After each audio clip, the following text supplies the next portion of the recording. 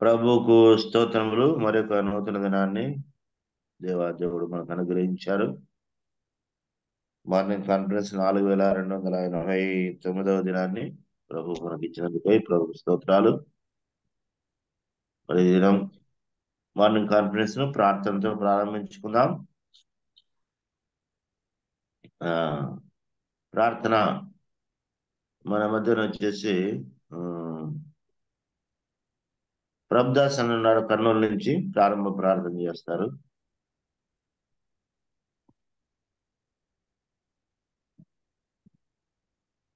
ప్రభుదాస్ అన్న ప్రార్థన చేయండి. ప్రార్థన చేసుకుందా. దయాళుడైన మా గొప్ప తండ్రి, అనంతుడా, ద్వితీయుడా, ఆదియు అంతమై అల్పావు మేఘమైన దేవ, నిత్యుడా, సమాధానకర్త, మా జీవాధిపతి, స్తోత్రములు. రక్షకుడు మా ప్రభు నీ ప్రియకుమారుడు యేసుక్రీస్తుల వారి పరిశుద్ధమైన మహిమగల నామములో మమ్మల్ని పూజించి స్తుతించి కొనియాడి తండ్రి కృతజ్ఞత స్తోత్రములు చెల్లిస్తున్నాం. గత రాత్రి నెమ్మదిని, విశ్రాంతిని, ఆరోగ్యమును ఆవిష్యను అనుగ్రహించి మా జీవితాల్లో మరొక నూతన దినమును దయచేసినందుకు స్తోత్రములు. ఇలా అవుతుంది. జూమ్ యాప్ ద్వారా మేమందరం చేరి నిన్ను జ్ఞాపకం చేసుకుని నిన్ను మహిమపరచడానికి చూపిన కృపను బట్టి స్తోత్రములు. ఇంతకాలము తండ్రి మీరు జ్ఞాపకం చేసుకున్నారు. 4289వ రోజున మమ్మల్ని సమకూర్చినందుకు స్తోత్రములు చెల్లిస్తున్నాం. నానా ఈ కార్యక్రమం ఎలాంటి ఇబ్బందులు లేకుండా నిర్వాహంగా మీరు జరిగిస్తున్నందుకు స్తోత్రములు చెల్లిస్తున్నాం. ఇది విషయమై ప్రయాసపడుతున్న నీ దాసులు, మా సహోదరులు తండ్రి బన్నబసన్నను బట్టి, కుటుంబాన్ని బట్టి, సంఘాన్ని బట్టి స్తోత్రములు చెల్లిస్తున్నాం. నీ దాసులకు ఇచ్చిన ఆసక్తిని బట్టి నీకు గణపరుస్తున్నాం.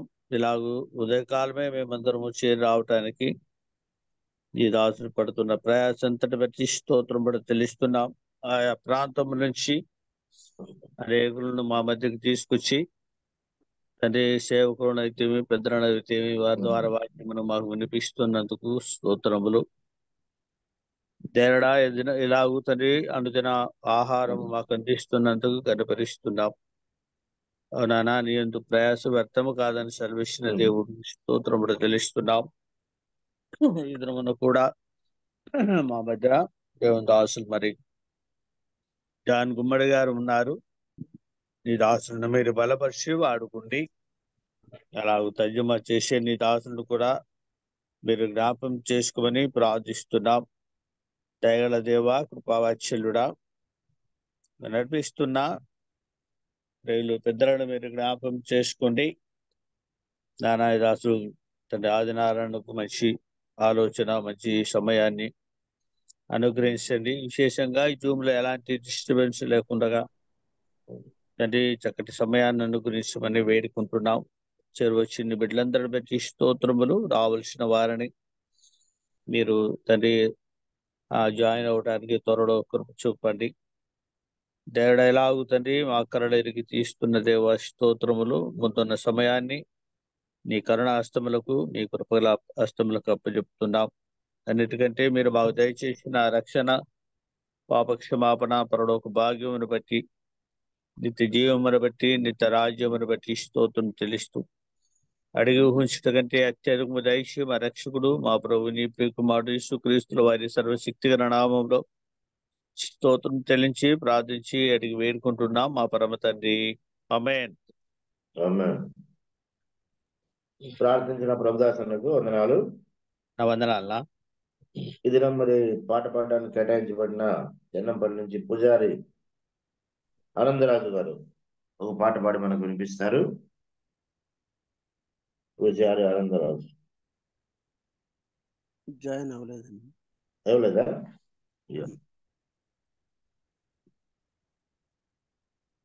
మరి ఎవరు ఉన్నారు? మరీదాస్ బ్రదర్ ఉన్నారు. సరే బ్రదర్ మరేదాస్ గారు ఓ పాట పాడి వినిపిస్తారు.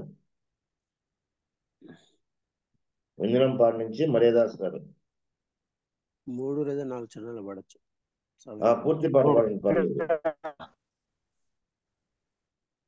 మరేదాస్ బ్రదర్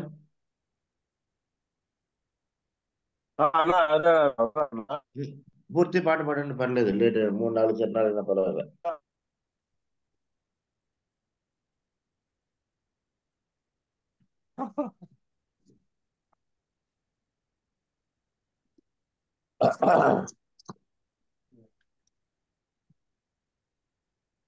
దేవునికి స్తోత్రములు. ఉదయకాల వేళ కాన్ఫరెన్స్ లో పాల్పొందిన పరిశుద్ధులందరికీ ప్రభు నామములో ఏర్పరుస్తున్నా. ఈ సమయం ఇచ్చిన ఆదినారాయణ గారు కూడా ఏర్పరుస్తున్నారు.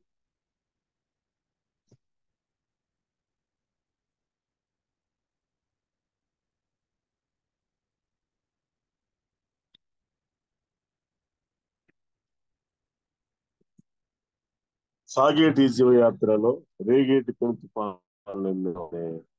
కీర్తన. సాగేటి జీవయాత్రలో రేగేటి పెను తుఫానులెన్నో, సాగేటి జీవయాత్రలో రేగేటి పెను తుఫానులెన్నో, ఆదరించవా నీ జీవవాకుతో, సేద తీర్చవా నీ చేతి స్పర్శతో, ఆదరించవా నీ జీవవాకుతో, సేద తీర్చవా నీ చేతి స్పర్శతో, సాగేటి జీవయాత్రలో రేగేటి పెను తుఫానులెన్నో, సుడిగుండాలెన్నో లోక సాగరాన వడిగా నన్ను లాగి పడద్రోసే సమయాన, సుడిగుండాలెన్నో లోక సాగరాన వడిగా నన్ను లాగి పడద్రోసే సమయాన, నడిపించగలిగిన నా చుక్కాని నీవే, నడిపించగలిగిన నా చుక్కాని నీవే, విడిపించగలిగిన నాకున్న దిక్కు నీవే, యేసయ్యా ఓ మెస్సయ్యా, హల్లెలూయా నీకే స్తోత్రమయ్యా, యేసయ్యా ఓ మెస్సయ్యా, హల్లెలూయా నీకే స్తోత్రమయ్యా. సాగేటి జీవయాత్రలో రేగేటి పెను తుఫానులెన్నో, సాగేటి జీవయాత్రలో రేగేటి పెను తుఫానులెన్నో, వడగాల్పులెన్నో నా పయనములోన నడవలేక సొమ్మసిల్ల చేసే సమయాన, వడగాల్పులెన్నో నా పయనములోన నడవలేక సొమ్మసిల్ల చేసే సమయాన, తడబాటును తొలగించిన ప్రేమమూర్తి నీవే, తడబాటును తొలగించిన ప్రేమమూర్తి నీవే, కడవరకు నడిపే ఇమ్మానుయేలు నీవే, కడవరకు నడిపే ఇమ్మానుయేలు నీవే, యేసయ్యా ఓ మెస్సయ్యా, హల్లెలూయా నీకే స్తోత్రమయ్యా, యేసయ్యా ఓ మెస్సయ్యా, హల్లెలూయా నీకే స్తోత్రమయ్యా. సాగేటి జీవయాత్రలో రేగేటి పెను తుఫానులెన్నో సాగేటి ఈ జీవయాత్రలో, రేగేటి పెను తుఫానులెన్నో అలలాశ్రమలెన్నో బ్రతుకు నావ పైన చెలరేగి విలవిలలాడించే సమయాన, అలలాశ్రమలెన్నో బ్రతుకు నావ పైన చెలరేగి విలవిలలాడించే సమయాన, నిలబెట్టి బలపరచే బలవంతుడ నీవే, నిలబెట్టి బలపరచే బలవంతుడ నీవే, కడవరకు నడిపే కన్న తండ్రి నీవే, కడవరకు నడిపే ఇమ్మానుయేలు నీవే. యేసయ్యా ఓ మెస్సయ్యా, హల్లెలూయా నీకే స్తోత్రమయ్యా. యేసయ్యా ఓ మెస్సయ్యా, హల్లెలూయా నీకే స్తోత్రమయ్యా. సాగేటి ఈ జీవయాత్రలో రేగేటి పెను తుఫానులెన్నో, సాగేటి ఈ జీవయాత్రలో రేగేటి పెను తుఫానులెన్నో, ఆదరించవా నీ జీవవాకుతో, సేద తీర్చవా నీ చేతి స్పర్శతో, ఆదరించవా నీ జీవవాకుతో, సేద తీర్చవా నీ చేతి స్పర్శతో, సాగేటి ఈ జీవయాత్రలో రేగేటి పెను తుఫానులెన్నో. అన్నా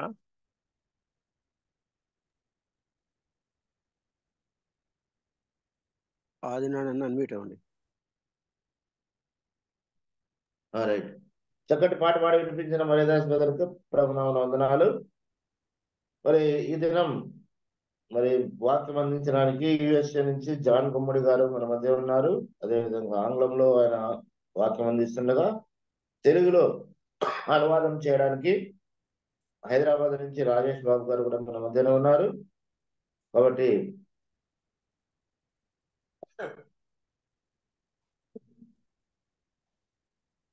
వాక్యోపదేశంలోకి వెళ్ళడానికి ముందుగా దేవుని సహాయం కోరుతూ కర్నూలు నుంచి ఆకుపోగు యేసేపు గారు ప్రార్థన చేస్తారు. దేవుని సహాయం కొరకు ఆకుపోగు యేసేపు.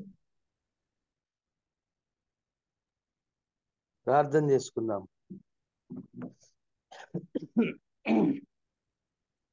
ప్రేమగల తండ్రి, సర్వాధికారి అయిన మా గొప్ప దేవ, సమస్తమును ఆధిపత్యం వహించిన వాడ, మీకే స్తుతి స్తోత్రం చెల్లిస్తున్నాం ప్రభా. ఈ సమయంలో నాయన ఆది సంభూతుడా, మీకే స్తోత్రములు చెల్లిస్తున్నాం. మాకిచ్చిన శ్రేష్టమైనటువంటి మరి ప్రభా రక్షణ, పాప క్షమాపణను బట్టి స్తోత్రములు. మాకిచ్చిన ఆయుష్కాలమును బట్టి స్తోత్రం తండ్రి. ఈ సమయంలో ప్రభా మీ దాసులు ప్రభా వర్ణభాషను బట్టి సంఘమును బట్టి స్తోత్రం చెల్లిస్తున్నాం. మరి ఈ దినమున ప్రభా మరి మాకిచ్చినటువంటి ఈ సమయమును బట్టి వేకువజామును బట్టి స్తోత్రం చెల్లిస్తున్నాం. ఇటు రీతిగా సహవాసమును బట్టి మీరు ఇచ్చినటువంటి ఈ శ్రేష్టమైన పరిశుద్ధుల సహవాసమును బట్టి, మీతో సహవాసమును బట్టి స్తోత్రం చెల్లిస్తున్నాం. సమయంలో ప్రభా మరి ప్రారంభ ప్రార్థన చేసిన దైవజనులను బట్టి స్తోత్రములు, పాట పాడి వినిపించినటువంటి దైవజనులను బట్టి స్తోత్రం నాయన. అలాగే ప్రభా మరి నడిపిస్తున్నటువంటి ఆదినారాయణ అంకుని బట్టి స్తోత్రములు. అలాగే ప్రభా మరి ఇప్పుడు నాయన మీ దాసులు నాయన గుమ్మడి గారు వాక్యం అందిస్తుండగా ప్రభా నేను మరి మేమందరం కూడా విని ఆ వాక్యము ద్వారా ప్రభా మేలులు ఆశీర్వాదాలు పొందుకొని ఆత్మీయమైనటువంటి సత్యములు నేర్చుకుంటకు మీ కృప దయచేయండి. పురికొల్పును ప్రభా క్షేమాభివృద్ధిని మాకందరికి దయచండి. చేరు వచ్చిన పెద్దలను దైవజనులను బట్టి స్తోత్రం చెల్లిస్తున్నాం. ఏ అంతరాయం లేకుండా ప్రభా ఈ కూడికను జరిగించండి. వచ్చిన వారందరిని బట్టి స్తోత్రం చెల్లిస్తున్నాం. ఇదిగో నాయన, మరి మిదాసురు ట్రాన్స్లేషన్ చేస్తున్న తెలుగులో కూడా మిదాసుని కూడా నాయన శ్రేష్టమైనటువంటి మాటలు మాకు అందించండి. వినగల మరి ప్రభు చెవిని గ్రహించగల ఆత్మను మాకు దయచేసి మీరే నడిపించి మహిమ పొందమని సమస్తమును మీ చేతులకు అప్పజెప్పుకొనుచు మీరే కేంద్రముగా ఉండి మహిమ పొందమని మా ప్రభువైన యేసు క్రీస్తు వారి శ్రేష్టమైన నామమున ప్రార్థించి స్తోత్రము చెల్లించి వేడుకొంచున్నాం తండ్రి. ఆమెన్. ఆమేన్. ప్రార్థించినటువంటి యేసు గారికి వందనాలు. వందనాలు. మరి ఈ సమయంలో దైవజనులు ఇరువురు ఉన్నారు మన మధ్యన. యేసు నుంచి గుమ్మడి గారు, అదేవిధంగా హైదరాబాద్ నుంచి రాజేష్ బాబు గారు ఉన్నారు. మరి వాక్యం అందించడానికి వారికి సమయాన్ని అప్పగిస్తున్నాను. బ్రదర్ వందనాలు, ఇద్దరికి వందనాలు.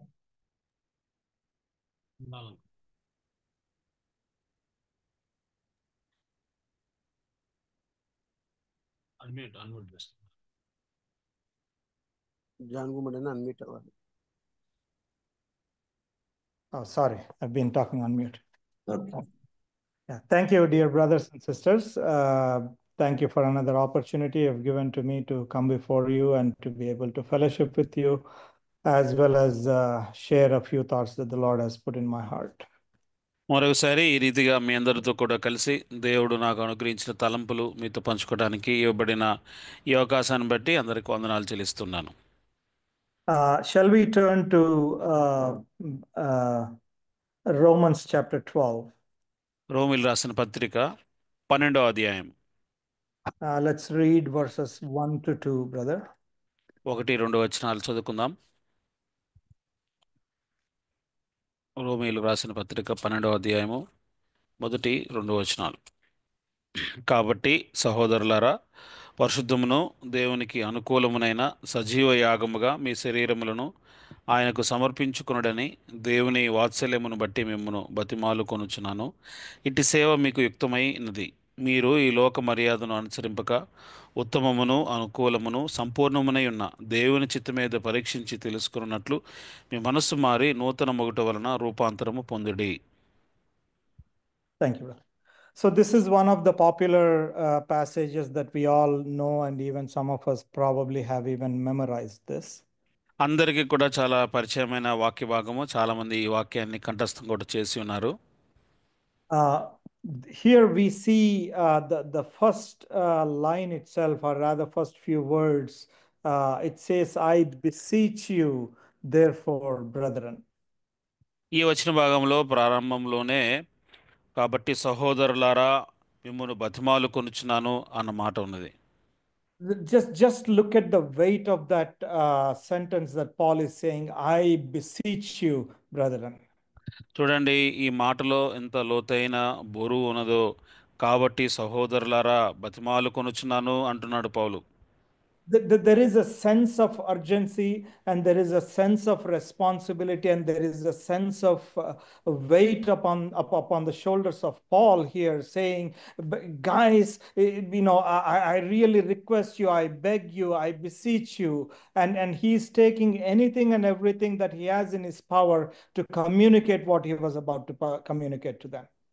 ఈ వచన భాగంలో ఈ రీతిగా మాట్లాడటంలో పౌలు మీద ఉన్న భారము, పౌలులో ఉన్న ఆతురత, అంత మాత్రమే కాకుండా తనలో ఉన్న విషయాలు ఏ రీతిగా ఇతరులకు తెలియజేయాలో అన్న ఆసక్తి, ఆ భారాన్ని ప్రత్యేకంగా ఈ మాటలు ఉపయోగించడంలో మనం అర్థం చేసుకోవచ్చు. When Paul is speaking, you see that it is not just some kind of expository preaching he is doing. There is a voice within his voice that is speaking to the people, and there is a sense of pleading with the people to whom he is writing or talking to. ఇక్కడ పౌలు ఈ మాటలు రాస్తుంటున్నప్పుడు మాటల్లో లేకపోతే వేదాంతపరమైన విషయాలు వివరించటం అనే దానికంటే కూడా తన మనస్సులో ఉన్న మాటలలో ఉన్న భావాన్ని వారికి ఇతరులకు తెలియజేయాలి అన్నట్లుగా సూటిగా వారితో ఈ విషయాలు తెలియజేస్తున్నాడు. Even sometimes Paul writes to these various churches saying, I am praying for you that you may get this blessing, or I am praying for you that you may, you may improve in this particular, area in your spiritual life, and so on and so forth. He's actually communicating the weight and the what do you call the pain that he has and the burden that he has towards the believers that he's writing to. ఇంకా చాలా సందర్భాల్లో చాలా పత్రికల్లో కూడా పత్రిక రాస్తూ వారితో మాట్లాడుతున్న విషయం ఏమిటంటే, నా ప్రియ సహోదరులారా, మీరు ఈ రీతిగా ఆశీర్వదింపబడాలని మీకోసం ప్రార్థన చేయించున్నాను, ఈ రీతిగా జ్ఞానము కలిగి ఉండాలని నేను మీ కొరకు ప్రార్థన చేయించున్నాను అని చెబుతూ తన లోపల వారి పట్ల ఉన్న భారాన్ని కావచ్చు, వారి పట్ల ఉన్న వేదన కావచ్చు, వారి పట్ల ఉన్న బాగోగు కావచ్చు, ఆ స్పందన అంతటూ కూడా ఆ విషయాల్లో పౌలు వారికి సూటుగా తెలియజేస్తూ ఉన్నాడు. You can even see this in Ephesians. I think it's chapter 1 or chapter 3. It says, he tells the believers of Ephesians saying that I am praying for you. I pray for you that the eyes of your understanding being enlightened, that you may know what is the hope of your calling. అందుమాత్రం కాకుండా ఎఫెసీయులకు రాసిన పత్రికలో కూడా మీ పిలుపు యొక్క నిరీక్షణ అనేది ఎటువంటిదో మీరు ఎలగాలి, మీ మనోనేత్రములు తెరవబడాలి అన్న విషయం నేను మీకోసము ప్రార్థన చేయుచున్నాను అని ఎఫెసీయులకు రాసిన పత్రికలో విశ్వాసుల కోసము ప్రార్థిస్తున్న పౌలును కూడా మనం చూస్తున్నాం. So the point I'm trying to make is, I think to some extent, the Western Christianity has to be blamed.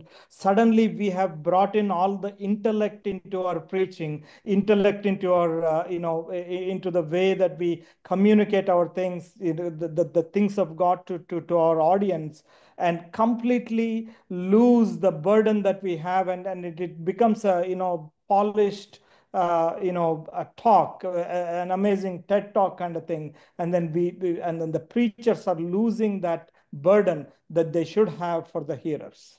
వాస్తవంగా ఇప్పుడు ఉన్న పరిస్థితులు ఆలోచన చేసినట్లయితే పశ్చిమ దేశాల్లో ఉన్నవారు ఎవరైతే ఈ రీతిగా వాక్యాన్ని తీసుకొచ్చి మనకు బోధ చేశారో, బోధిస్తున్నారో వారిని కొద్దిగా నిందించాలి. కారణం ఏంటి అంటే, పైపైన సిద్ధాంతపరమైన విషయాలు చక్కగా మాట్లాడటము, ఉపదేశించటము, వాక్చాతుర్యం కలిగి ఉపదేశించడం, వాటి మీదనే దృష్టి ఉంచి లోతైన విషయాలు చెప్తున్నారు. కానీ అంతకంటే మరి లోతుగా ఏదైతే భారంతో కూడిన విషయాలు, బరువుతో వేదనతో కూడిన విషయాలు సూటిగా తెలియజేయాలో వాటన్నిటిని గురించి ఎక్కువగా ప్రస్తావన ఈ రోజుల్లో వర్తమానాలు ఉండట్లేదు. This comes from the fact that you are actually called to deliver these messages rather than us wanting to become some kind of preachers or some kind of known person in the Christian circles. వాస్తవంగా జరగాల్సిన విషయం ఏమిటంటే, ఇటువంటి విషయాలు ఏదైతే వేదనతో కూడిన భారంతో ప్రార్థించే విషయాలు తెలియజేసానికి బదులుగా భిన్నంగా మనం ఇంకెక్క ఈ రీతిగా మాట్లాడటం వల్ల మనం కనబరచబడాలి అన్నట్లుగా వాక్చాతుర్యంతో కూడినటువంటి సందేశాలు వర్తమానాల మీదే మన దృష్టి పెడుతూ ఉంటున్నాం. I can tell you where this burden of Paul is coming from. Please turn to Isaiah chapter 66. అయితే పౌలులో ఇటువంటి భారంతో కూడిన మాటలు మాట్లాడడం గల కారణం ఏంటో చూద్దాము. యెషయా గ్రంథము 66వ అధ్యాయంలో మాట ఉంది. Let's read from verse 19 to 21, brother. 19 నుంచి 21 వరకు మనం చదువుకున్న ఎడల, యెషయా గ్రంథం 66 19 నుంచి 21. నేను వారి ఎదుట ఒక సూచక క్రియను జరిగించేదను, వారిలో తప్పించుకునే వారిని విలుకాండ్రైన తర్షీషు, పూలు, లూదు అను జనుల యొద్దకును, తుబాలు, యావాను నివాసుల యొద్దకును నేను పంపెదను. నన్ను గూర్చిన సమాచారము విననట్టియు నా మహిమను చూడనట్టియు దూరదీపవాసుల యొద్దకు వారిని పంపెదను. వారు జనములలో నా మహిమను ప్రకటించెదరు. ఇశ్రాయేలీయుల పవిత్రమైన పాత్రలో నైవేద్యమును యెహోవా మందిరంలోనికి తెచ్చినట్లుగా గుర్రముల మీదను, రథముల మీదను, డోలీల మీదను, కంచరగాదల మీదను, ఒంటెల మీదను ఎక్కించి సర్వజనులలో నుండి నాకు ప్రతిష్ఠితమగు పర్వతమగు యెరూషలేమునకు మీ స్వదేశీయులను యెహోవాకు నైవేద్యముగా వారు తీసుకుని వచ్చేదరని యెహోవా సెలవిచ్చుచున్నాడు. మరియు యాజకులుగాను లేవీయులుగాను ఉండుటకై నేను వారిలో కొందరిని ఏర్పరచుకుందును అని యెహోవా సెలవిచ్చుచున్నాడు. మరియు యెహోవా ఇలాగు సెలవిచ్చున్నాడు. You see that the Lord is saying, they shall bring all your brethren for an offering unto the Lord. చూడండి, ఇక్కడ మీ స్వదేశీయులను యెహోవాకు నైవేద్యముగా వారు తీసుకుని వచ్చెదరు. So సహోదరులు the point is not that they will bring an offering. The people themselves are the offering for the Lord. That these guys are going to go out and bring people for the Lord, and they will be the offering to the Lord, unto the Lord. ఇక్కడ ప్రత్యేకంగా గమనిస్తే వారు యెహోవాకు అర్పణలు తీసుకొని వచ్చెదరు అనే మాట కాదు, కానీ వారు స్వదేశీయులను లేకపోతే సహోదరులను తీసుకొచ్చెదరు అనగా వారు జనులను యెహోవాకు అర్పణముగా తీసుకొని వచ్చెదరు. So what is sacrifice is not the not the rams or bulls or sheep and goats and that kind of things, but actually the people themselves are the sacrifice unto the Lord, and they are the ones that are being brought.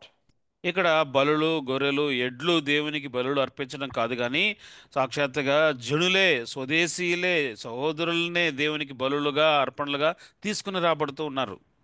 And then it says that as the children of Israel bring an offering in a clean vessel into the house of the Lord, it's as if they're going to bring them in a clean vessel that is acceptable unto the Lord. ఇక్కడ ఇజ్రాయేలీలు పవిత్రమైన పాత్రలో నైవేద్యమును యెహోవా మందిరంలోనికి తెచ్చినట్లుగా, అనగా ఒక పవిత్రమైన పాత్రలో ఈ నైవేద్యాన్ని, ఈ యొక్క అర్పణను వారు తీసుకుని రావాలి. So imagine in this day and age, if you have to really, play this out, an evangelist goes out, and when he preaches the gospel, when the hearer, comes to the knowledge of the Lord Jesus Christ, and he repents and becomes a child of God, and this evangelist is actually bringing this person who repented as the offering unto the Lord. ఇది ఏ రీతిగా అర్థం చేసుకోవచ్చునంటే, ఒక సువార్థికుడు బయటికి వెళ్ళి సువార్తను ప్రకటించినప్పుడు, ఒక వ్యక్తి వాక్యాన్ని విని అంగీకరించి విశ్వసించినప్పుడు, ఆ వ్యక్తి ప్రభు చెంతకు వచ్చినప్పుడు, ఆ వ్యక్తిని ఈ రీతిగా మనము ఒక పరిశుద్ధమైన పాత్రగా దేవుని దగ్గరకు అర్పణగా తీసుకొచ్చినట్లుగా మనం ఆలోచించవచ్చు.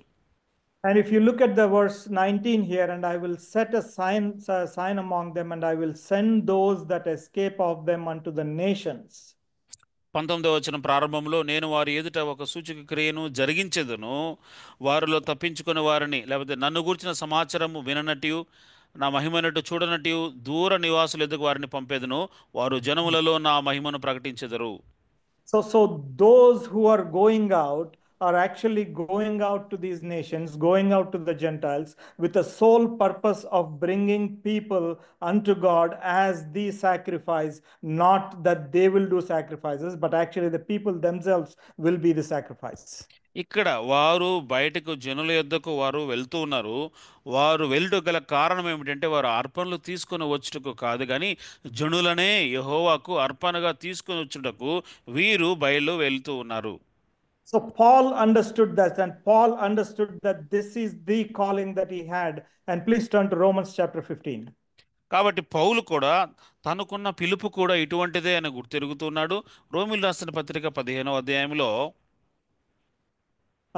Let's read verse 16. 16వ వచనాన్ని మనం చదివిన ఎడల, అయినను అన్యజనులు అను అర్పణ పరిశుద్ధాత్మ వలన పరిశుద్ధపరచబడి ప్రీతికరమగునట్లు నేను సువార్త విషయమై యాజక ధర్మము జరిగించుచు దేవుని చేత నాకు అనుగ్రహింపబడిన కృపను బట్టి అన్ని జనుల నిమిత్తము యేసుక్రీస్తు పరిచారకుడనైతిని. So he's saying it is an offering up of the Gentiles, not offering up of the bulls or lambs or goats, but the Gentiles themselves being the offering by them repenting and becoming children of God. ఇక్కడ ఎడ్లు, గొర్రెలు, మేకలు అర్పణలుగా తీసుకొని వచ్చట కాదు, కానీ ఇక్కడ అన్యజనులు అను అర్పణ అనే మాట ఉంది. వారు పశ్చాత్తాపపడి ప్రభు చెంతకు రావటం ద్వారా వారు అర్పణగా ప్రభు చెంతకు తీసుకుని రాబడుతున్నారు. So this is the calling that Paul understood. Paul probably would have read Isaiah chapter 6, and also maybe the Lord Jesus himself would have appeared and told him that he's calling, and the special calling is that to bring Gentiles unto him as the sacrifice, and he understood that. పౌలు బహుశా 66 అక్కడ యెషయా గ్రంథం చదివి ఉండవచ్చు, ఎరిగి ఉండవచ్చు.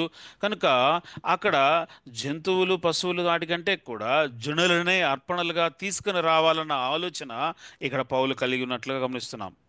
And then he understood once he brought these people up, and he understood that it's not going to magically, automatically become and he understood that, these people who have come, who have repented and who have come as the child of God, they have to become the living sacrifice. And then he is going after these people to teach them that. చూడండి, ఇప్పుడు అర్పణగా తీసుకుని రాబడిన ఈ జనులు అయిన వారు వారికి అప్పటికప్పుడే ఏదో ఒక రకంగా వారు సజీవ యాగముగా పవిత్రంగా అయిపోతారని కాదు, కానీ వారు సజీవ యాగముగా ఏ రీతిగా జీవించాలో, అసలైన అర్పణగా ఏ రీతిగా ఉండాలో అన్న విషయాన్ని భారంతో ఇక్కడ పౌలు వారిని బట్టి తెలియజేస్తున్నాడు. So again, the burden that Paul had was coming from the fact that, his calling was clearly understood, and also that he stayed true to the calling and not, he did not care about the perceptions of the people around him. చూడండి, ఈ భారము అనేది కూడా ఎట్లా అర్థమవుతుందంటే తన పిలుపుని అర్థం చేసుకున్నాడు.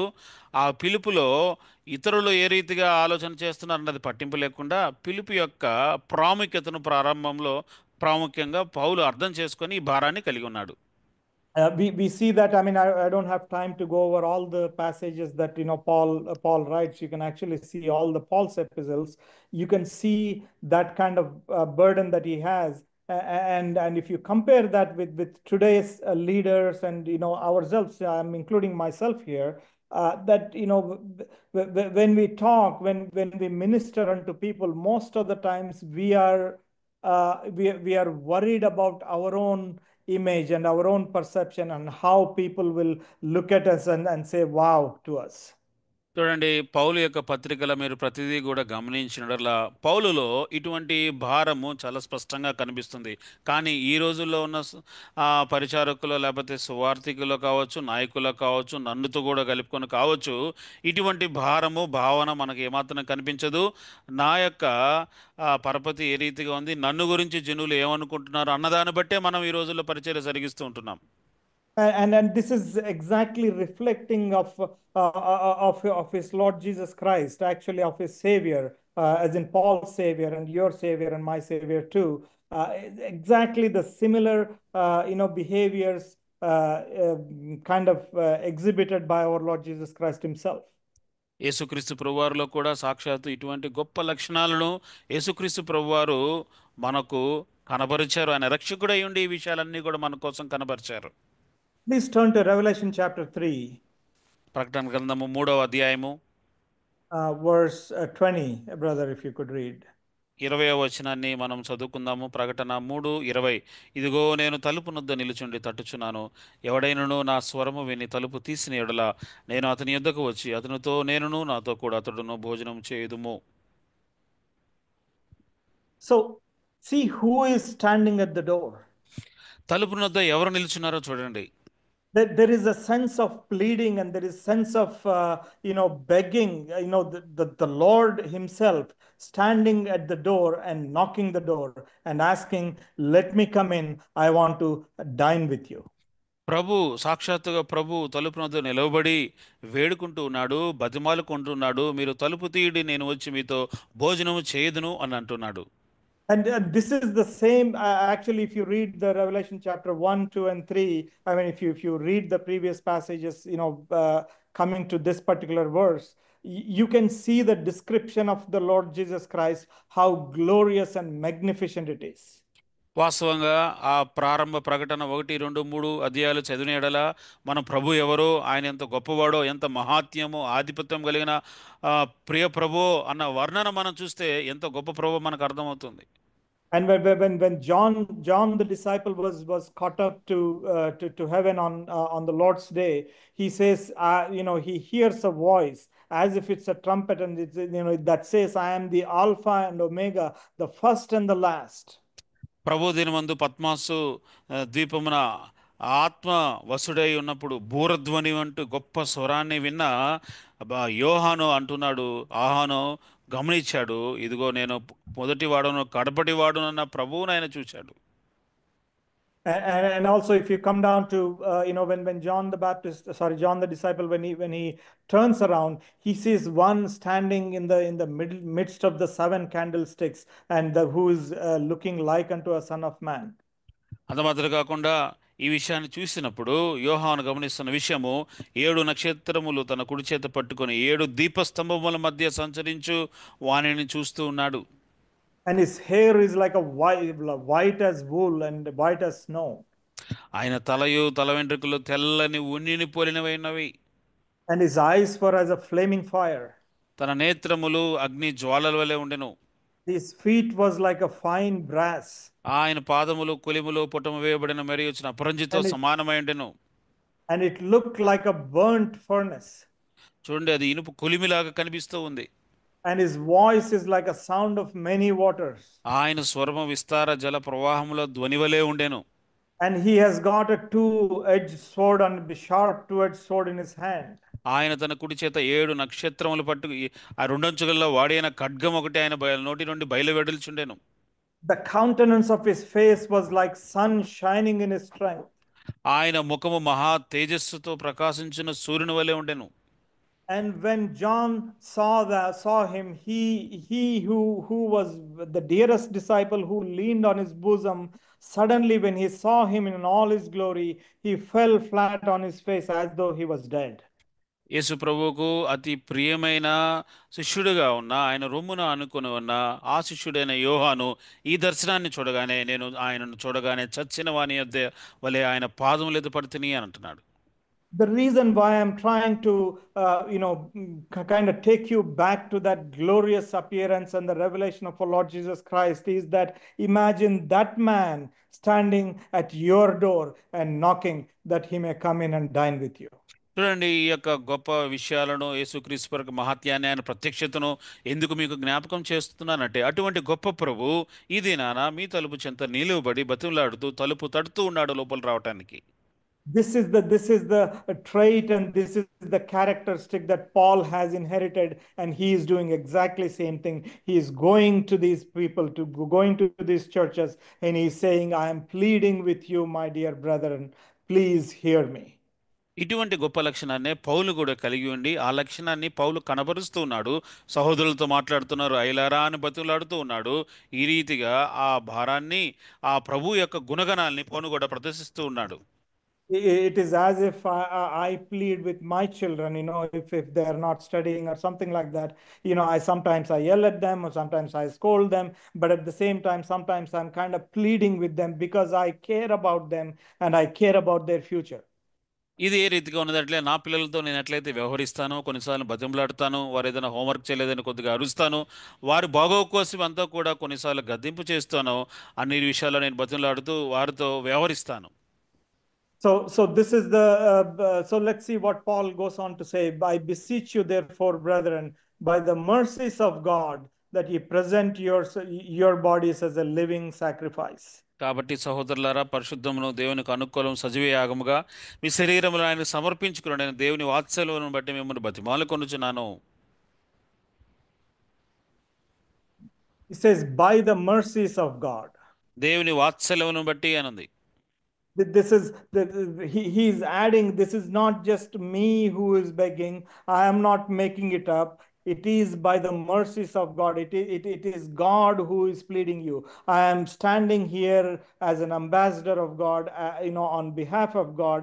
My pleading is on his behalf, and I'm reminding you of those mercies of God. చూడండి, ఇక్కడ నేను నేరుగా బతిమలాడుకోవట్లేదు, కానీ దేవుని పక్షంగా, దేవునికి బదులుగా, దేవుని వాత్సల్యమును బట్టి నేను మిమ్మల్ని బతిమాలుకొనుచున్నాను అని అంటున్నాడు. Dear brothers and sisters, if we have to do the kind of ministry that Paul has done, ప్రియ సహోదరులారా, పౌలు చేసిన పరిచర్య ఈరోజు మనం కూడా జరిగించాలి అని అనుకున్నట్లయితే we have to let go of all our own agenda and inhibitions and our own intellect, and we have to pretty much let that go and throw it out of the window. మనకున్న ఈ జ్ఞానము, మనకున్న ఈ తత్వము, మనకున్న ఈ తెలివిని పక్కన పెట్టేసి వాటన్నిటి తీసిన పక్కన పెట్టాలి ముందుగా. And Paul also says the same thing in Philippians, I believe. He says that I have counted all things, all the amazing things that I have, like, being Hebrew of Hebrews, having learned the scriptures under at the feet of Gamaliel, and all of the amazing things that being a Pharisee, all of those things I count it as dung for the excellency of the knowledge of our Lord Jesus Christ. చూడండి, పౌలుని గురించి జ్ఞాపకం చేస్తే ఫిలిప్పి పత్రికలు కూడా అంటాడు, నేను Israel వంశపువాడను, హెబ్రీలు సంతానములో పుట్టినవాడును, ధర్మశాస్త్రం విషయము పరిసేయుడును, ఇవన్నీ ఉన్నప్పటికీ కూడా క్రీస్తు జ్ఞానం విషయమై వాటన్నిటిని కూడా పెంటతో సమానముగా ఎంచుకొనిచున్నాను అంటున్నాడు. And he pretty much empties himself. This is exactly what the Lord Jesus Christ was talking about in the gospel when he says, if you want to be my disciple, you have to deny yourself and completely let go of your previous life. ఇక్కడ పౌలు కూడా తను పూర్తిగా ఖాళీ చేసుకుంటున్నాడు. యేసుక్రీస్తు ప్రభువారి యొక్క ఆ గొప్ప లక్షణాన్ని ఆయన పునిపెచ్చుకున్నాడు. ప్రభువారు కూడా చెప్పారు, మీరు నన్ను వెంబడించాలంటే మిమ్మల్ని మీరు తృణీకరించుకోవాలి అని చెప్తున్నాడు. And it is as if actually in Matthew, I believe in Matthew 7 or 6, he says, if you do not deny, if you say, your parents and your father, mother, or your relatives are more important than me, then you don't belong to me. You are not a disciple. మీరు నా శిష్యులైన మీ తండ్రినైనను తల్లినైనను వారు ఎవరినైనాను మీరు వారిని విడిచిపెట్టండి, మీరు నా శిష్యులు కానేరరు అని ప్రభు స్పష్టంగా చెప్తున్నాడు. And lest you think that the disciples are different from a regular believers or Christians. Actually, in Antioch, the disciples were first called the Christians. That means if you have to be a Christian, you have to be a disciple. There is no multiple levels around it. చూడండి, ఒకవేళ మనము శిష్యులు వేరు, విశ్వాసులు లేక క్రైస్తవులు వేరు అనే ఆలోచన కలిగి ఉంటున్నామేమో. అయితే అపోస్తల కార్యంలో చూస్తే అంతియోక్యలో శిష్యులైన వారు మొట్టమొదటిగా క్రైస్తవులు అనబడిరి అన్న మాట ఉంది. So in order for you to be the disciple of the Lord Jesus Christ, in order for you to be to speak on his behalf and to be accepted as the disciple of our Lord Jesus Christ, you have to let go of your previous life and completely identify yourself with Christ who has called you unto his glory, unto his fold. చూడండి, ఎవరైతే దేవుడు తన చెంతకు పిలుచుకున్నాడో ఆయనకు నువ్వు శిష్యుడిగా ఉండాలి అని అనుకున్నట్లయితే నీ పాత జీవితాన్ని, నీ తెలివిని, నీ జ్ఞానాన్ని వాటన్నిటిని విడిచిపెట్టి పూర్తిగా ఖాళీ చేసుకొని ప్రభు చెంతకు నువ్వు రావాల్సిన వాడుగా ఉన్నావు.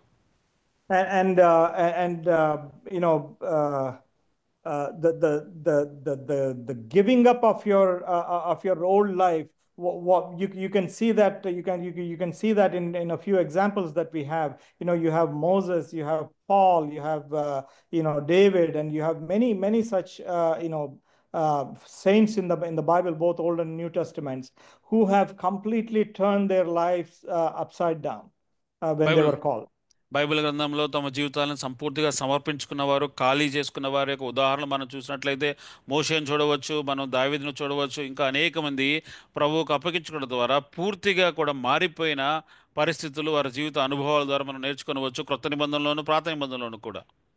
And you can see, for example, that the price that Moses had paid when he actually left the palace and he went into the wilderness. It was such a costly price that he had paid, to be with the God's people and to be with his own people and to support his own people. మోషే కూడా మనం గమనించినట్లయితే ఆయన ఎంత గొప్ప వెలను చెల్లించాడో మనం గమనించవచ్చు. రాజభవనాన్ని విడిచిపెట్టాడు, అరణ్యంలో వెళ్ళిపోయాడు, తన స్వజనులతో కూడా ఆ కష్టమును బాధమును అనుభవించుటకు ఇష్టపడిన వాడుగా సమస్తాన్ని, వైభవాన్ని, ఆ ధనాన్ని, భావాన్ని విడిచిపెట్టి తన జనులతో కూడా వెళ్ళి శ్రమను ఉండడానికి సిద్ధపడ్డాడు. Even Apostle Paul, when he was Saul and he was after the church, and he was trying to win some brownie points with the Pharisees and the Sanhedrin, and he actually was there at the stoning of Stephen, and he was going to Damascus to kill the believers, and all of a sudden there was an encounter by the Lord Jesus Christ, and then everything changes for Paul. పౌలు విషయం కూడా ఆలోచన చేసిన ఎడల సన్నిధి సభలో సభ్యుడిగా ఉంటూ Stephen చంపబడుతున్నప్పుడు సాక్షిగా నిలబడి అక్కడ ధర్మశాస్త్రం బోధిస్తున్న వారి దగ్గర అంతా కూడా మంచి పేరు తెచ్చుకోవాలన్న ప్రయత్నం చేసిన ఆ వ్యక్తి దమస్కు మార్గంలో ప్రభువుకు ప్రత్యక్షం గావించబడినప్పుడు ఆ విషయాలు ఎరిగిన వాడుగా ఉండి సమస్తాన్ని కూడా మొత్తంగా విడిచిపెట్టిన పౌలుగా ఇప్పుడు మనం చూస్తున్నాం. This is the presenting of the bodies as a living sacrifice means. సజీవ యాగముగా దేవునికి మీ శరీరము సమర్పించుకున్నట అంటే అర్థము ఈ రీతిగా ఉన్నది. So when Levitical priesthood, when they gave sacrifices, they would bring the animal into the tent, and then they slain the animal and they lay the animal, the dead animal, upon the altar. యాజక ధర్మం జరిగించే యాజకులైన వారు బలి అర్పణలుగా పశువులను తీసుకొని వచ్చి అక్కడ బలిని అర్పించి ఆ రక్తాన్ని అక్కడ ప్రోక్షించి చనిపోయిన దానిని అక్కడ బలిగా వారు అర్పిస్తున్నారు, అర్పణగా ఇస్తూ ఉన్నారు. But here in the New Testament, the demand is that you being, while you are alive, you are that sacrifice. And he's saying, make it a living sacrifice, not a dead sacrifice. అయితే ఇక్కడ క్రొత్త నిబంధనలో చనిపోయిన దానిని నువ్వు యాజక ధర్మంగా నువ్వు బలి అర్పించడం కాదు, కానీ నువ్వు బ్రతికుండగానే సజీవ యాగముగా నిన్ను నీవు బలిగా నువ్వు అర్పించుకోవాలి. Imagine there are many people who probably would not have heard gospel, or there are many people who would not have read the Bible. Suddenly, when you being there in their neighborhood or in their vicinity or in their workplace, when you're there as a believer, if you live a life as the living sacrifice, you become that gospel and you become that channel to bring God, to bring to God the sacrifices that he was seeking for. చాలా మంది Bible చదివి ఉండకపోవచ్చు, చాలా మంది సువార్త విని ఉండకపోవచ్చు, కానీ నిన్ను ఎక్కడైతే దేవుడు ఉంచాడో నీ ద్వారా సజీవ యాగముగా నేను సమర్పించుకున్న ద్వారా నీవే వారికి ఒక పత్రికగా ఉంటావు, నీవే వారికి దేవుని వాక్యాన్ని తెలియజేసే ఒక మార్గంగా ఏర్పాటు చేయబడతావు. నీవు సజీవ యాగముగా నేను సమర్పించుకున్న ద్వారా ఈ కార్యం జరగబడుతుంది. The sacrifice is simply means that what you want to do, you would let go and you would do things for the benefit of others around you. బలి అనే మాటను ఆలోచన చేసినప్పుడు నీకు నీవుగా చేసుకోవాలి, నీ కొరకు చేసుకోవాలన్న విషయాలను నువ్వు ప్రక్కన పెట్టేసి ఇతరుల కోసం ఏం చేయాలి అనేది మొట్టమొదటి స్థానం సంచరించుకుంటుంది. And we read in Isaiah chapter 53 that the Lord Jesus was brought as a lamb unto the slaughterhouse, where he would not open his mouth, and he knew that he was being brought into the slaughterhouse, but there was a willingness in being sacrificed, similar to how a lamb would walk to the slaughterhouse. యెషయా గ్రంథము 53వ అధ్యాయంలో ఏ రీతిగా వధకు తేబడు గొర్రె పిల్లయు బొచ్చు కత్తిరించు వాని ఎదుట గొర్రెయు మౌనముగా నోరు తెరక ఉన్నదో, యేసుక్రీస్తు ప్రభు వారు కూడా ఆ రీతిగా మౌనముగా తన కార్యాన్ని సిలువ యాగాన్ని బలిగా అర్పించుకున్నాడు. Dear brothers and sisters, what I'm trying to get at is the Christian life is way, way more than the way we are living Christian life today. Let me be very blunt. I'm here blaming myself here as well. ప్రియ సహోదరులారా, ఒక విషయాన్ని నేను చాలా స్పష్టంగా చెప్తూ ఉన్నాను. మనము జీవిస్తున్న క్రైస్తవ జీవితం ఏదైతే ఉందో దీనికంటే కూడా మరి ఎన్నో ఎక్కువ రెట్లుగా మనం జీవించవలసిన క్రైస్తవ జీవితం అనేది ఉన్నది అన్న విషయాన్ని నన్ను కూడా కలుపుకొని ఈ విషయాన్ని ఆరోపణ చేయవలసి వస్తుంది. And because when we became believer, we have become Christ in a way that we have become the body of Christ, and our identity is with Christ himself. మనము విశ్వాసులు అయినప్పుడు, రక్షింపబడినప్పుడు మనము క్రీస్తు శరీరములో ఒక భాగంగా ఉన్నాము. క్రీస్తులో మన యొక్క గుర్తింపు ఉన్నది. క్రీస్తులో ఒకటిగా మనల్ని మనం ఎంచుకుంటూ ఉన్నాం. And when we identify ourselves with Christ, then we suddenly have to look at how Christ lived his life. మనం రక్షింపబడి క్రీస్తుతో మనల్ని పోల్చుకుంటున్నప్పుడు, క్రీస్తులో భాగంగా ఉన్నప్పుడు యేసు క్రీస్తు ప్రభువారు ఏ రీతిగా ఉన్నారన్న విషయాన్ని మనం ప్రాముఖ్యంగా మనం గమనించవలసిన వారంగా ఉన్నాం. Oh, all his family have kind of have not accepted him and have actually rejected him. వాస్తవంగా చూసినట్లయితే ప్రియ ప్రభు యొక్క కుటుంబం వారు అందరూ కూడా ప్రభువుని అంగీకరించలేదు, అందరూ కూడా తిరస్కరించిన వారుగానే ఉన్నారు. And he was not honored in his own country. తన స్వదేశములోనే మన ప్రభు ఘనపరచబడలేదు. And he says the foxes have birds have nests and the foxes have holes, but the Son of Man has nowhere to lay his head. ఆకాశ పక్షులకు గూళ్ళు, నక్కలకు బొరియలు ఉన్నాయి, కానీ మనుష్య కుమారునికి తలవాల్చుకోవడానికి స్థలమైనను లేదు. And he lived in that kind of kind of situation, and eventually he could have been born in a royal family. వాస్తవంగా ఆ రీతిగా ప్రభు జీవించాడు. ప్రభువును అనుకొని ఉన్నట్లయితే ఒక రాజవంశంలో కుటుంబంలో జన్మించి ఉండవచ్చు. and he has lived a life of poverty. ఎంతో పేదరికంతో కూడిన జీవితాన్ని ప్రభు జీవించాడు. And when the time came, he actually, like, in the Garden of Gethsemane, when they were trying to look for the Jesus of Nazareth, he said, I am he.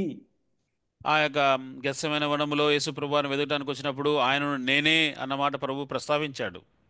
And he was literally sacrificing himself as the living sacrifice throughout his life.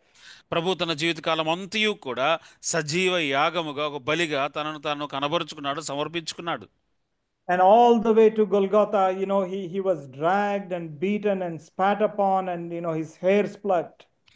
Golgotha కొండ వరకు కూడా మన ప్రభు ఏడవబడ్డాడు, లాగబడ్డాడు, తన యొక్క వెంట్రుకలు పెరగబడ్డాయి.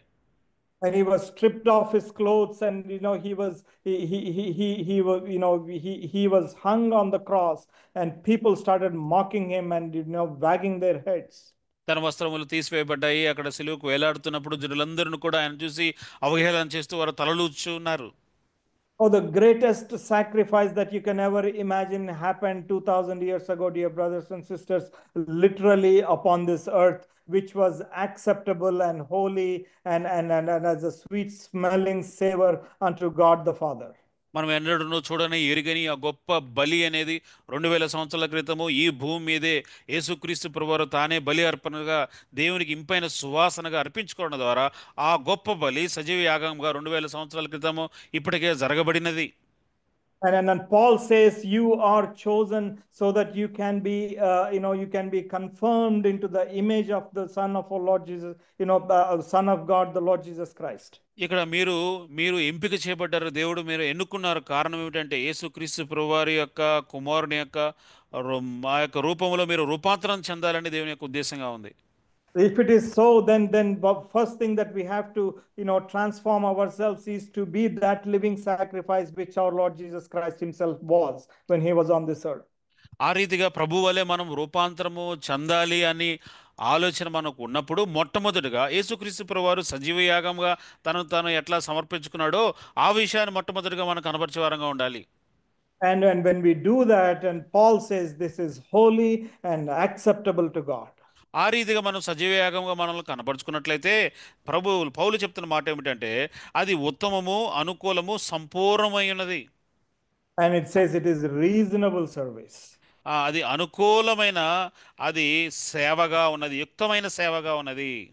What an amazing thing it is. After, like, if we were to do this to someone else in this world, we would actually think, we have done some great job.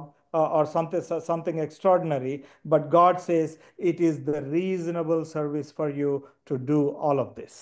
ఒకవేళ ఇటువంటి గొప్ప బలియాగముగా మనం కార్యాన్ని ఇతరులకు చేస్తున్నట్లయితే నేనేదో గొప్ప పని చేస్తున్నాను అని మనం ఆలోచన కలిగి ఉంటాం. కానీ పౌలు ఇక్కడ ఏమంటున్నాడు, ఈ రీతిగా చేయటం అనేది, ఈ సేవ అది యుక్తమైనది. And it is not something that you can achieve by doing some rituals. ఏదో కొన్ని పద్ధతులు, ఆచారాలు చేయటం వల్ల ఈ పని అనేది జరగదు. And so it says, actually right in the next verse, it says, be not conformed to this world, but be ye transformed by the renewing of your mind, that you may prove what is good and acceptable and perfect will of God. తర్వాత వచ్చిన రాశారు, మీరు లోక మర్యాదను అనుసరింపక ఉత్తమ, అనుకూలము, సంపూర్ణ దేవుని చిత్తము ఏదో తెలుసుకొని మీరు రూపాంతరం పొందుడి. The key is that be not conformed to this world. దీనిలో మూల భాగం ఏమిటంటే ఈ లోక మర్యాదను అనుసరింపక. So you are in this world today. మీరు ఈ లోకంలో, ఈ సమయంలో, ఈ లోకంలో మీరు జీవిస్తూ ఉన్నారు. You are in the secular world. You go to the work. లౌకికపరమైన లోకంలో ఉన్నారు, మీ పనులకు వెళ్తా ఉంటారు. You go to the fields, you go to the office, and you go to business, or you do a lot of things that where there are a lot of unbelievers are part and parcel of your life. ఈ లోకంలో దైనందిక జీవితంలో ప్రతిదినం ఉద్యోగానికి, వ్యాపారానికి, పొలానికి అవిశ్వాసులైన వారు ఎక్కడైతే ఉంటారో వారి చింతకు మీరు వెళ్తున్నారు, వారి మధ్య మీరు ఉంటున్నారు. But Paul is saying, be ye not conformed to this world. You are in the world, all right, but do not be conformed to this world. అయితే పౌలు అంటున్నాడు, మీరు లోకంలో ఉన్నారు సరే, కానీ మీరు ఈ లోక మర్యాదను మీరు అనుసరించకుడి. And then he goes on to say, be ye transformed by the renewing of your mind. మీ మనస్సు మారి నూతన మగుట వలన రూపాంతరం పొందుడి. So there are two things to salvation. రక్షణకు ఇక్కడ రెండు విషయాలు ఉన్నాయి. One is that, the God himself makes that transformation within you when he ఒకటి, saves you. దేవుడు నిన్ను రక్షించినప్పుడు నీలో దేవుడే ఆ మార్పును మొట్టమొదటిగా తీసుకుని వస్తాడు. But at the same time, there is a demand for you, that the demand on you that you renew your own mind by the transforming of your mind. అదే రీతిగా నీ మీద ఉన్న బాధ్యత కూడా అంటే నీ మనస్సు నూతన మొగుట వలన అనేది నీవు కూడా నీ వంతుగా చేయవలసిన కార్యంగా ఉంది. So what you had done in the past, now you will not do anymore. గతంలో నువ్వు చేసిన కార్యం ఏదైతే ఉన్నదో అది మరలా నువ్వు పునరావృతం చేయవు, ఆ కార్యాన్ని ఇప్పుడైతే జరిగించవు. And what you did not do before, you will start doing it now. అంతకు మునుపు నువ్వు ఏదైతే కార్యాలు చేయలేదో వాటిని ఇప్పుడు మరలా వాటిని చేయడానికి నువ్వు ప్రారంభిస్తావు. You will not act like the world. You will not dance like the world. You would not behave like the world. But all of a sudden, when you became the child of God, your hero becomes our Lord Jesus Christ, and you will become, and you will be transformed, and you will be kind of start becoming like Jesus Christ. అంతకు మునుపు ఏదైతే నటించావో, నాట్యమాడవో, లేకపోతే అటువంటి కార్యాలు ఏదైతే ఉన్నాయో ప్రభువు నెరిగిన తర్వాత ఇక మీద ఏది కూడా నీవు చేయవు. నీ ప్రభువే నీకు ఆయన గొప్పగా ఉంటారు, ప్రభు వలె నడుచుకుంటావు, ప్రభువే నీకు మాదిరిగా ఉంటాడు, ప్రభువు వలె నీవు ముందుకు కొనసాగుతావు.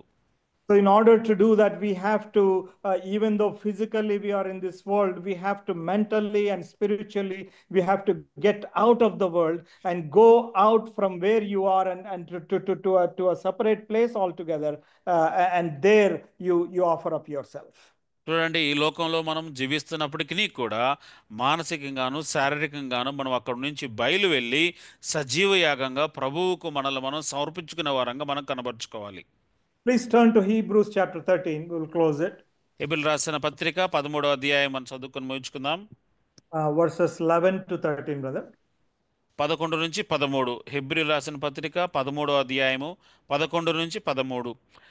వేటి రక్తము పాప పరిహారార్థముగా పరిశుద్ధ స్థలములోనికి ప్రధాన యాజకుని చేత తేబడును, ఆ జంతువుల కళేబరములను శిబిరమునకు వెలుపట దహింపబడును. కావున యేసు కూడా తన స్వరక్తము చేత ప్రజలను పరిశుద్ధపరచుటకై గవిని వెలుపట శ్రమ పొందెను. కాబట్టి మనం ఆయన నిందను భరించుచు శిబిరం వెలుపలికి ఆయన యొద్దకు వెళ్ళుదము.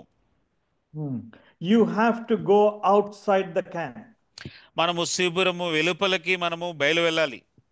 The burning of the sacrifice they took outside the camp, the Levites.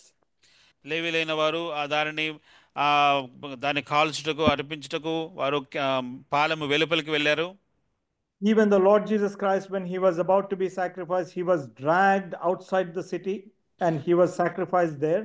యేసుక్రీస్తు వారు బలిగా అర్పించబడుటకు పట్టణము వెలుపలికి ఈడ్చుకొని పోబడి అక్కడ బలిగా అర్పించబడ్డాడు. And he is saying, the writer of Hebrews saying, let us now go forth therefore unto him without the camp, bearing his reproach. కాబట్టి మనం ఆయన నిందను భరించుచు శిబిరము వెలుపలికి ఆయన యొద్దకు వెళ్ళుదము. In order for us to be absolutely holy and acceptable sacrifice, living sacrifice, we have to get out of the world and we have to go to a place where there is only God and you, where there is no two minds at all. You completely get the world out of your system. మనము కూడా నిజమైన బలి, సజీవమైన బలి అర్పించాలంటే ఎక్కడైతే ప్రభువు ఉన్నారో, ఎక్కడైతే రెండు తలంపులు లేవో, ఎక్కడైతే ప్రభువు మాత్రమే ఉన్నాడో, ప్రభువు పద్ధతిలో ఉన్నాడో అక్కడికి మనం బయలు వెళ్ళవలసిన వారంగా ఉన్నాము. I'm not talking in the physical sense that you go to some hills or Himalayas or something like that. అంటే నీ మాటలు చెప్పడం ద్వారా ఏదో స్థలానికి వెళ్ళాలి, భౌతికంగా హిమాలయాలకు వెళ్ళాలి, కొండలకు వెళ్ళాలి, మనుషులు లేని చోట్లకి వెళ్ళాలి అన్నది కాదు. It is while you are in this world, sudden, your mind is different. You basically take the world out of your mind, and then suddenly you start behaving with a new culture, that with a new behavior and with an expected behavior from the Lord himself and not from the world. నీవు ఈ లోకంలో ఉంటుండగానే, నువ్వు జనుల మధ్య ఉంటుండగానే నీ యొక్క ఆ పాత జీవితాన్ని ఆలోచనలు తీసివేసి ప్రభు కోసం జీవించే ఆలోచనలు, తలంపులు, ఆ ఆశ కలిగిన వాడుగా నువ్వు అక్కడనే జీవించాలనేది అక్కడ భావనగా ఉంది. And this is where we, we can actually, bring about all the fruits, that the fruits of the spirit. And as you live this world in the spirit, the fruit is going to bear fruit within your own life, and you can actually demonstrate those fruits in this world. ఈ రీతిగా జీవించడం ద్వారా ఈ లోకములో ప్రభు మనకు చెప్పినట్లుగా ఆత్మ ఫలమును కలిగిన వారంగా ఆత్మ ఫలాన్ని అందరికీ కూడా మనం చూపిస్తూ మన జీవితాన్ని మనం కొనసాగించవచ్చు. In the world, in the secular world, actually patience has no place. ఈ లౌకికపరమైన జీవితంలో ఈ లోకంలో సహనానికి ఏ స్థానం కూడా లేదు. And if you look at it, even love has no place. అంత మాత్రమే కాదు, ప్రేమకు కూడా ఏమాత్రం స్థానం లేదు. And kindness has no place. కనికరానికి స్థానం ఏమాత్రము లేదు. And all of a sudden, when you start emitting these behaviors and emitting these fruits of the spirit in the world, suddenly you become different. People look at you differently. People look at you as if you're weird, maybe, but definitely they will see you as not one among them. అయితే ఎప్పుడైతే మీరు ఈ యొక్క మంచి లక్షణాలని ఫలాన్ని మీరు కనబరచడానికి మొదలు పెడతారో, చుట్టుపక్కల ఉన్నవారు కూడా చాలా వింతగా చూస్తారు, మిమ్మల్ని ప్రత్యేకంగా చూస్తారు ఈ యొక్క గొప్ప లక్షణాలు మీరు కలిగి ఉంటాన్ని బట్టి. Dear brothers and sisters, as the two things that I'd like to leave with you is one, as believers ourselves, when we came into, when we became the children of God, our purpose is to become a living sacrifice unto the Lord, not just some kind of practices and kind of quote unquote worship meetings that we attend. Actually, the worship has to come from you being that living sacrifice. ప్రియ సహోదరులారా, రెండు విషయాలు మీకు జ్ఞాపకం చేయాలనుకుంటున్నాను. మొట్టమొదటిగా ప్రభు చెంతకు వచ్చినప్పుడు మనము దేవునికి బలియాగముగా, సజీవ యాగముగా మనల్ని మనం సమర్పించుకోవాలి. ఆరాధన చేసేటప్పుడు కూడా ఆ అర్పణ మనమే ఒక అర్పణగా మనము ప్రభు చెంతకు తీసుకుని వచ్చే వారంగా ఉండాలి. And when we are ministering to other believers, or new believers, or even younger people, the tone has to change, and then the purpose has to change, and our goal and the motive to encourage them and to motivate them is to become that sacrifice, not just kind of ritually follow this, come to this meeting, that meeting, have you broke the bread, have you prayed, and these are all results of it, results of actually living a sacrificial living. But can we actually encourage the new believers to become that sacrifice that the Lord is seeking? ఒకటి రెండవ మాట ఏమిటి అంటే, మనం సేవ చేస్తున్నప్పుడు, ఇతరులతో మాట్లాడుతున్నప్పుడు మన స్వరం కావచ్చు, మన వైఖరి కావచ్చు, వారిని మనము ఒక సజీవమైన యాగముగా, అర్పణగా తయారు చేయాలి. అట్లా చేయకుండా నువ్వు ఇక్కడ మీటింగ్కి వచ్చావా, మీటింగ్ రాలేదా, బలలో పాల్గొన్నావా, ఇవన్నీ కూడా మంచివే. బలియాగముగా చేయబడినప్పుడు, బలియాగంగా చేయబడిన వ్యక్తిలో ఉండే లక్షణాలు అవి. కానీ మొట్టమొదటిగా ఆ వ్యక్తి బలియాగముగా చేయబడాలంటే ఏ రీతిగా ఉండాలి, ఏ రీతిగా వ్యవహరించాలి, ఎటువంటి కార్యాలు చేయాలి అన్న విషయాలు మనం కొత్త విశ్వాసులకు, వారికి ప్రభువులో కొత్తగా వచ్చిన వారికి తెలియజేయటం ద్వారా వారు నిజమైన బలియాగముగా వారు చేయబడటానికి అది వీలవుతుంది. I have not shared the practical aspects of it, because this is one of the very popular passage, and you would have heard from many of the saints about this topic. There is nothing new we can offer. What I wanted to share was that what is the purpose, why we have to become that living sacrifice, because originally God had asked that the people that were brought to him may be that sacrifice for him. నేను ఈరోజు నా యొక్క ముఖ్య ఉద్దేశము, ప్రభు ఎందుకు సజీవ యాగముగా మనల్ని చేయాలనుకున్నారన్న ఉద్దేశాన్ని మీకు తెలియజేశాను. సజీవ యాగంగా ఉండాలంటే ఏ కార్యాలు చేయాలో నేను చెప్పాల్సిన అవసరం లేదు. చాలా సందర్భాలు ఇవన్నీ కూడా మీరు వినే ఉన్నారు. So as we close, dear brothers, my encouragement is, let us, as Hebrews writer of Hebrews says, let us go forth therefore unto him without the camp, bearing his reproach. ఈ రీతిగా మనం ఈ యొక్క కుడికిని ముగిస్తుండగా, హెబ్రీ గ్రంథకర్త చెప్పినట్లుగా మనం ఆయనను నిందను భరించుచు శిబిరం వెలుపలికి ఆయన యొద్దకు వెళ్ళుదము. May the Lord bless these thoughts for us. దేవుడి వాక్యాన్ని దీవించును గాక. Thank you brother. Thank you.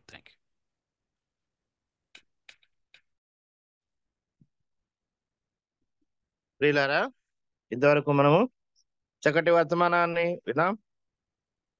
రోమీయులకు రాసిన పత్రిక 12వ అధ్యాయం 1-2 వచనాల ద్వారా సజీవ యాగముగా ఎలాగ సమర్పించుకోవాలో మరి దైవజనులు చక్కగా వివరించారు. మన ప్రభు మన కొరకు అర్పించుకున్నట్లు మనం కూడా లోక యాత్రా జీవితంలో సాగుతుండగా భక్తులైన వారు మోషేను, పౌలును మన మధ్యకు తీసుకొని వచ్చారు. వారు ఏ విధంగా సమర్పించుకొని ప్రభువును మహింపరిచారో అలాగ మనం కూడా ప్రభు కొరకు సాక్షులుగా జీవిస్తూ మనల్ని మనం సజీవంగా అర్పించుకోవాలని చక్కటి వర్తమానం నుంచి దైవజనులు జాన్ గుమ్మడి గారికి, అదేవిధంగా చక్కగా తర్జుమా చేసినటువంటి రాజేష్ బాబు గారు కూడా మన కాన్ఫరెన్స్ తరఫున ప్రభునామన వందనాలు తెలియజేస్తున్నాం. వందనాలు. మరి చివరిగా ప్రార్థన చేసుకుందాం. మన మధ్యన అనంతపురం నుంచి వెంకటరమణ రిటైర్డ్ ప్రిన్సిపల్ గారు ఉన్నారు, ప్రార్థన చేస్తారు. సహోదరులు వందనాలన్నా. వందనాలు. అందరికీ వందనాలు. ప్రార్థన చేసుకున్నాం. మహోన్నతుడా, మీ అధికారి సర్వోన్నతుడా, మీ స్తోత్రములు తండ్రి.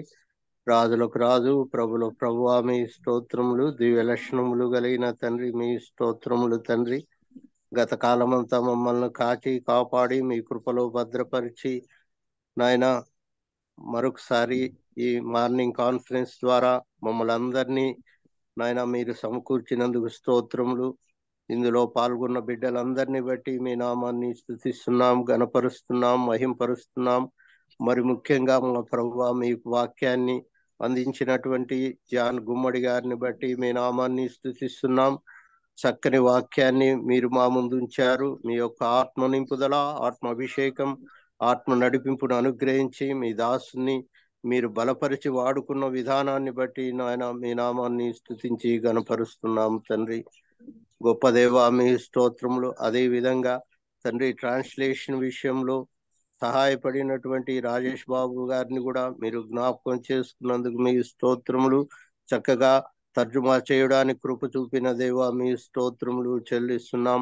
మీ వాక్యం ద్వారా మీరు మాతో మాట్లాడినాడు. ఏ విధంగా మేము సజీవ యాగంగా మమ్మల్ని మేము అప్పగించుకోవాలో, మీ కొరకు జీవించాలో, మిమ్మల్ని మహింపరిచి గణపరచాలో మీ వాక్యం ద్వారా ఈ ఉదయకాలమున మాకు మీరు బయలుపరిచిన విధానాన్ని బట్టి మీ స్తోత్రములు. వాక్యాన్ని వినువారం మాత్రమే కాక నాయన వాక్యం ప్రకారం జీవించడానికి సహాయం చేయమని వేడుకుంటున్నాం. దయగలిగిన తండ్రి, మీ స్తోత్రములు. జాలి కలిగిన మా ప్రభువా, మీ పాదాలకు అనేకమైన స్తుతులు, స్తోత్రాలు. వాక్యాన్ని అందించిన జాన్ గుమ్మడి గారిని ప్రభువా తండ్రి, వాక్యాన్ని తర్జుమా చేసినటువంటి రాజేష్ బాబు గారిని మీరు నాయన మెండైన దీవెనలతో మీరు నింపమని, ఇంకా బలపరిచి నాయన మీ నామ మహిమార్థమై మీరు వాడుకొనమని వేడుకుంటున్నాము నాయన. చేరి వచ్చిన ప్రతి వ్యక్తిని, ప్రతి కుటుంబాన్ని మీరు ఆశీర్వదించమని వేడుకుంటున్నాం తండ్రి. చేసిన మేళ్లను బట్టి మీ స్తోత్రములు. ఈ పరిచర్యను బహుభారంతో జరిగిస్తున్నటువంటి మీ దాసుడు బర్నబా గారిని ప్రత్యేకంగా జ్ఞాపకం చేసుకుంటున్నాం. ఆశీర్వదించండి. ఈనాడు అధ్యక్షత వహించి నడిపించినటువంటి దాసుని ప్రభువా, కీర్తనలు పాడి ప్రార్థించినటువంటి వారందరినీ మీ కృపలో జ్ఞాపకం చేసుకునండి. ప్రభువా తండ్రి, ఎన్నో రోజులుగా తండ్రి నాయన మీ యొక్క వాక్యాన్ని ఈ విధంగా పంచుకోవడానికి నాయన ప్రభువా కార్యక్రమాన్ని జరిపించడానికి మీరు చూపుతున్న విశేషమైన కృపను బట్టి మీ స్తోత్రములు చెల్లిస్తూ తండ్రి, మమ్మల్ని మరొకసారి సజీవ యాగంగా మమ్మల్ని మీ పాదములకు, మీ సేవకు నాయన అప్పగించుకుంటూ యేసు వారి శక్తి కలిగిన నామమున స్తోత్రములు చెల్లించి దీన మనసుతో బ్రతిమాలి అడిగి వేడుకుంటున్నాం పరమ తండ్రి. ఆమేన్. ఆమేన్. ప్రార్థించినటువంటి మరి సహోదరులకు వందనాలు తెలియజేస్తున్నాం. ఈ దినం అందరికీ వందనాలు. ఈ దినం కూడికను నడిపించడానికి సహకరించిన ప్రియులకు, అనగా ప్రారంభ ప్రార్థన చేసిన, పాట పాడిన, వాక్యం కొరకు ప్రార్థించిన, వాక్యం చెప్పిన, చివరకు ప్రార్థన చేసిన ప్రియులందరికీ కూడా వందనాలు. అదేవిధంగా చేరి వచ్చిన సహోదర సహోదరులందరికీ కూడా ప్రభునామమున మరొకసారి వందనాలు తెలియజేస్తున్నాను. ఈ అవకాశాన్ని ఇచ్చిన నాకు ఈ దినం నడిపించడానికి అవకాశం ఇచ్చిన బర్నబాస్ బ్రదర్కి వందనాలు తెలియజేస్తూ సమయాన్ని బర్నబాస్ బ్రదర్కి అప్పచెప్తున్నాను.